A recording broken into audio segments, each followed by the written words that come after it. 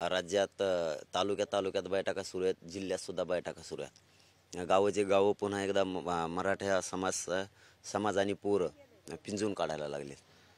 Tractor ट्राल्यासह घ्यायला लागलेत, tempo घ्यायला लागलेत, रिक्षे घ्यायला लागलेत, जिपा घ्यायला लागलेत, ट्रक आहेत, पाण्याचे टँकर आहेत, ॲम्ब्युलन्स घेतल्यात. काल तर खूप हिंगोलीतल्या, परभणीतल्या, शेलूतल्या बांधवांना इथं उद्घाटन करून ही गेलेत.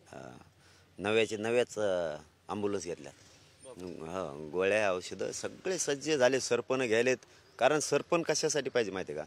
जर सरकारनं आम्हाला गॅस नाही दिला तर आम्ही खायचं काय, म्हणून आम्ही सरपणसुद्धा संघ घ्यायला लागलो.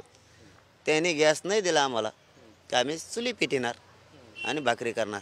पण त्यांनी मी शब्द मला ही 10 तारखेला सांगायचं होता, आज सांगतो. त्यांनी आम्हाला गॅस नाही मिळून दिला, त्यांनी जर आम्हाला पेट्रोल डिझेल रस्त्यानं नाही मिळून दिलं, त्यांचंसुद्धा सगळं खाद्य बंद होणार.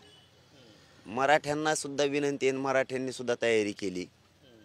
अजिबात त्यांना भाजीपाले द्यायचे नाही, दूध द्यायचे नाही. कण दूध गोटायचे, त्याचे खवा बनवून ठेवायचा, वाया जात नाही. दही करून ठेवायचं, त्याचं तूप करायचं. पण यांना काही द्यायचं नाही. मग हे आम्हाला उपाशी मारणार आहेत ना मुंबईत, तर हे सुद्धा उपाशी मेले पाहिजेत. मुंबईत भाजीपाला काहीच जाऊन द्यायचा नाही. आपला धान्य फिन्ने गहू पिऊ विकायचं बंद करायचं. खा म्हणायचं दगड मग नुसते तिथं समुद्रातले काढू. देश विदेशातील प्रत्येक घडामोडींचे लाईव्ह अपडेट मिळवण्यासाठी आता साम टीव्हीच्या सर्व सोशल मीडिया प्लॅटफॉर्मला लाईक, फॉलो आणि सबस्क्राईब करा. तसंच सर्व नोटिफिकेशनसाठी बेल आयकॉन प्रेस करायला विसरू नका.